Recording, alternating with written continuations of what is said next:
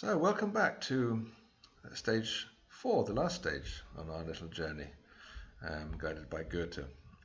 Have you written your notes for that section? If you haven't, do a little pause and just write down. It's very important to write it down at the time, because a lot goes on. I hope you found that a lot goes on. It's good to get it down, your impressions and experiences during the exercise. And difficulties maybe, lack of concentration and other things may have come into play. So that's all useful information for you in the future if you're doing it again and if you're exploring this more. So again, we're going to start with the title that Goethe gave. But in fact, this is actually more, as you can see, there's quite a long one this time.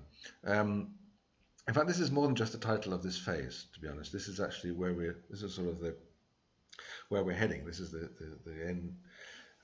destination. So it's a general title for the destination more than just this phase. And he called it Anschauende Urteilskraft und reines Phänomen, which is a bit of a mouthful, I admit. But we'll break it down as usual. Anschauen we did before, if you were paying attention, means looking at, watching, or beholding. And then you've got a little compound word, a little German compound word, Urteilskraft, which breaks down into judgment, Urteil meaning judgment, and Kraft, so the strength or the force, or the strength of judgment, okay, in looking or in beholding, would be that first part, okay. And then the second section, reines Phänomen, und means and, of course, and reines Phänomen means pure phenomenon, all right. Rein is pure, and phenomenon is the same word. So we might attempt a little translation at that whole thing, a literal one, not a very poetic one, but a literal one, would be the power to judge in beholding, pure phenomenon. The power to judge in beholding, pure phenomenon. However, the English title, when you see the literature, this phase is usually just called being one with the object, which is just descriptive of exactly what is happening in this phase, okay? So just to review what we've been doing, we're going to sort of bring it all together now. We're going to be truth-taking again, like we did in the first phase, but this time we're going to be doing it intuitively. Okay, in the first phase we were doing it more with the phenomenon, and now with what it is, and now we're doing it more with intuition.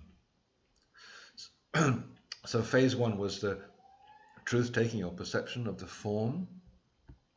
The second was using the imagination to waken up this idea of the metamorphosis of the plant, remember?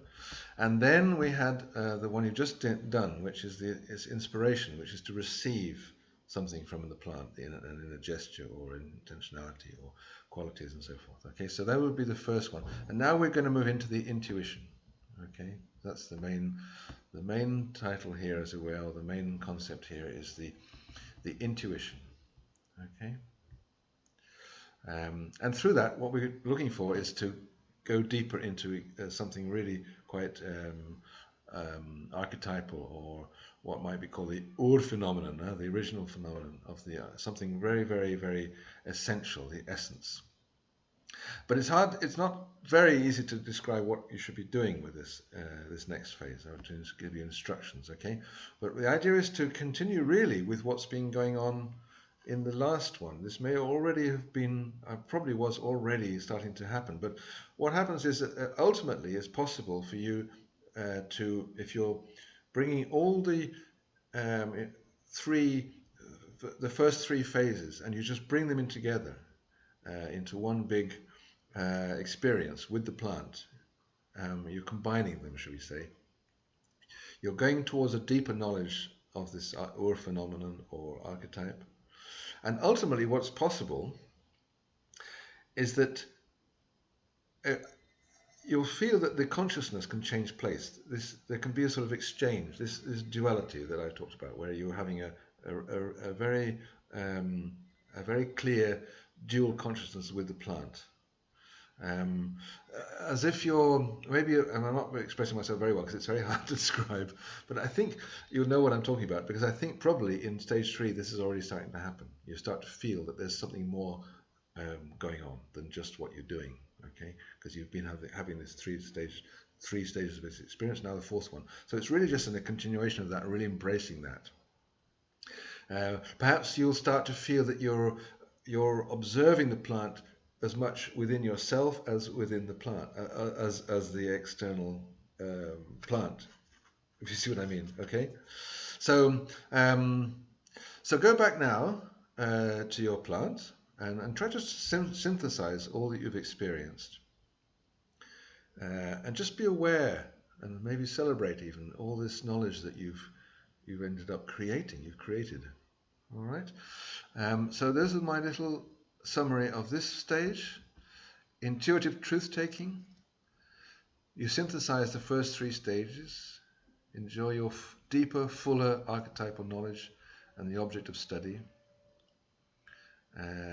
of your object of study. Unity between subject and object. All right. And when you finish that, I have a nice invitation for you in the next video. All right. So you can pause this now whenever you're ready, and we'll see you then. All right. Enjoy it.